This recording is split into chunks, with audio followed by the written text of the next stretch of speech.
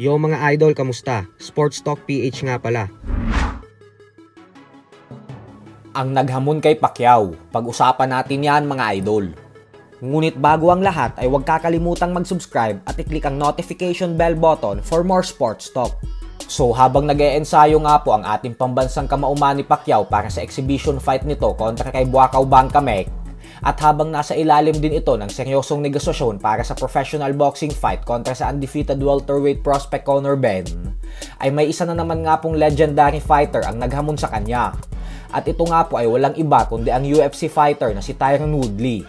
Para po sa mga hindi nakakakilala kay Woodley ay napakatagal po nitong lumaban sa UFC, kung saan nakapagtala ito ng record na 19 wins and 7 losses.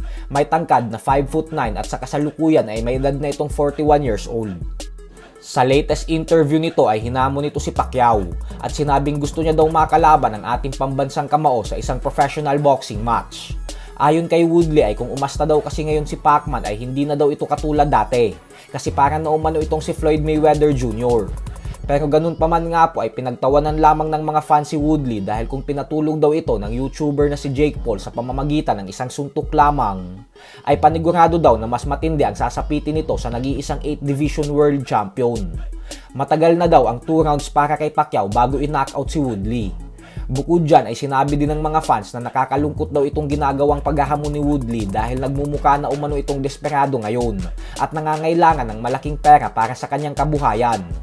Hindi naman nga po binigyan ng pansin ni Pacquiao ang mga birada at paghahamon sa kanya ni Woodley.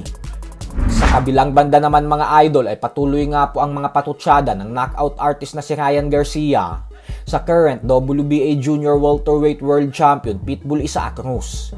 Hindi po kasi talaga natutuwa si Garcia sa mga papuri at atensyon na nakukuha ngayon ni Pitbull sa publiko matapos ng napaka-impresibong pagtalo nito kay Rolando Romero via knockout. Kaya naman sinabi ni Garcia sa kanyang latest interview na sa katunayan umano ay kayang-kaya niyang patulugin si Pitbull sa loob lamang ng 5 rounds. Banat ni Garcia na yung fighting style daw na meron si Pitbull ay ang siyang pinakamadali para sa kanya natalunin. Gawa ng hindi niya na daw mabilang ang mga boksingerong winasak niya sa sparring na katulad kay Pitbull ang pamamaraan ng paglaban. Dagdag pa ni Garcia na sa katunayan umano ay katulad lang naman daw si Pitbull sa huling tinalo niya na si Oscar Duarte.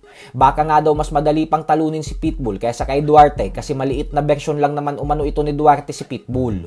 Kaya naman kung na-knockout niya umano si Oscar Duarte, ay sigurado din daw siya na kayang-kaya niyang i-knockout si Pitbull sa loob ng 5 rounds.